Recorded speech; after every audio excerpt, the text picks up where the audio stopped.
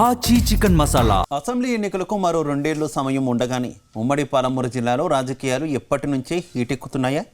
జిల్లాల నియోజకవర్గాల పునర్విభజనతో పాటు మహిళా రిజర్వేషన్లు అమల్లోకి వస్తాయనే ప్రచారం జరుగుతోందా? డీలిమిటేషన్తో రాజకీయ సమీకరణాలను మార్చే అవకాశం ఉందని నేతలు అంచనా వేస్తున్నారా?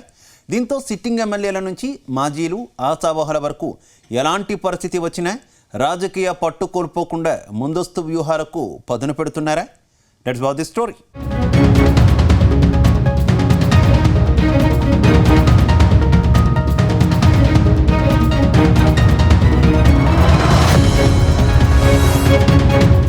పాలమూరు జిల్లా గత అసెంబ్లీ ఎన్నికలకు ముందు వరకు బీఆర్ఎస్ పార్టీకి కంచుకోట. జిల్లాలో మొత్తం 14 అసెంబ్లీ సీట్లు ఉండగా దాదాపు 10కి పైగా నియోజకవర్గాలలో గులాబీ పార్టీ అభ్యర్థులే గెలిచారు. కానీ 2023 అసెంబ్లీ ఎన్నికల్లో సీన్ రివర్స్ అయింది.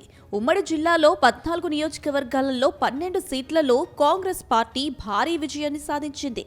కేవలం 2 చోట్ల మాత్రమే గులాబీ అభ్యర్థులు గెలిచారు. వీరిలో ఒక ఎమ్మెల్యే కాంగ్రెస్ పార్టీలో చేరిపోయారు.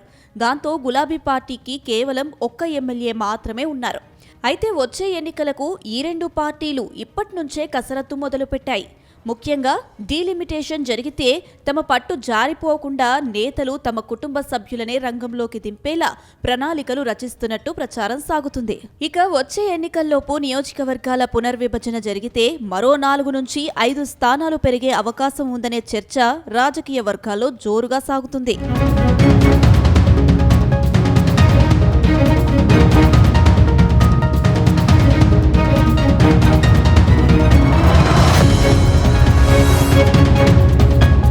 అదే సమయంలో మహిళా రిజర్వేషన్లు కూడా అమల్లోకి వచ్చే అవకాశంపై ప్రచారం జరుగుతుంది. అధికారిక ప్రకటన ఏదీ లేకపోయినా ఈ 2 అంశాలు జిల్లాలోని రాజకీయ నాయకుల వ్యూహాలను ప్రభావితం చేస్తున్నాయి. ముఖ్యంగా ప్రస్తుతం ప్రాతినిధ్యం వహిస్తున్న ఎమ్మెల్యేలు, మాజీ ప్రజాప్రతినిధులు, టికెట్ ఆశిస్తున్న నేతలు తమ స్థానాలు మహిళా రిజర్వేషన్ పరిధిలోకి వస్తే ఏం చెయ్యాలనే దానిపై ఇప్పటినుంచే కసరత్తు ప్రారంభించారు. రాజకీయ ప్రభావం కోల్పోకుండా కుటుంబ సభ్యులను రంగంలోకి దించే ప్లాన్ బికి సిద్ధమవుతున్నట్లు సమాచారం. తమ తల్లులు, భార్యలు లేదా కుమార్తెలను భవిష్యత్ అభ్యర్థులుగా ప్రజల్లో పరిచయం చేసే ప్రక్రియ ఇప్పటికే ప్రారంభమైనట్లు రాజకీయ వర్గాల్లో చర్చ సాగుతుంది. నియోజకవర్గాలలో జరిగే శుభకార్యాలు, పార్టీ సమావేశాలు, సామాజిక కార్యక్రమాలకు కుటుంబ సభ్యులను తీసుకెళ్తూ కార్యకర్తలు ప్రజలతో పరిచయాలు పెంచే ప్రయత్నాలు చేస్తున్నారని ప్రచారం సాగుతుంది.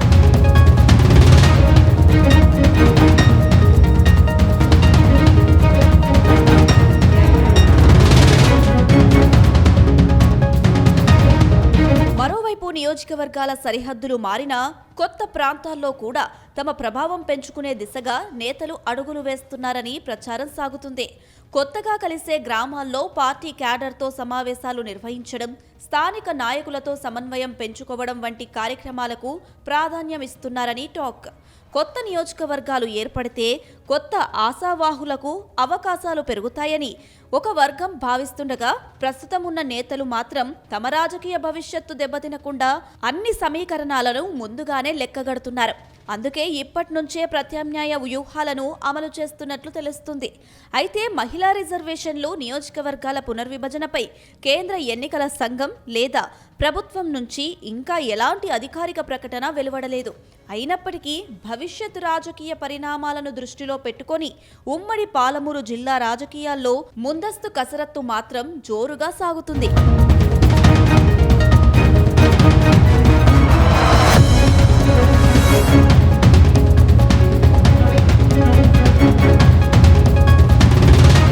ప్రస్తుతం జోగులాంబ గద్వాలలో ఎమ్మెల్యే బండ్ల కృష్ణమోహన్ రెడ్డి వర్సెస్ సరితా తిరుపతయ్య అన్నట్టుగా ఫైట్ జరుగుతుంది. వచ్చే ఎన్నికలకు గద్వాల నియోజకవర్గం 2 ముక్కలు అవుతుందని అంటున్నారు. దాంతో వచ్చే ఎన్నికల్లో తమకు ఎమ్మెల్యేగా లైన్ క్లియర్ అవుతుందని రాష్ట్ర గొర్రెలు, మేకల అభివృద్ధి సహకార సమాఖ్య కార్పొరేషన్ చైర్పర్సన్ సరితా తిరుపతయ్య భావిస్తున్నారు. మరోవైపు జడ్చర్ల నియోజకవర్గంలో బీజేపీ నేత బాలా త్రిపుర సుందరి యాక్టివ్ అయ్యారు.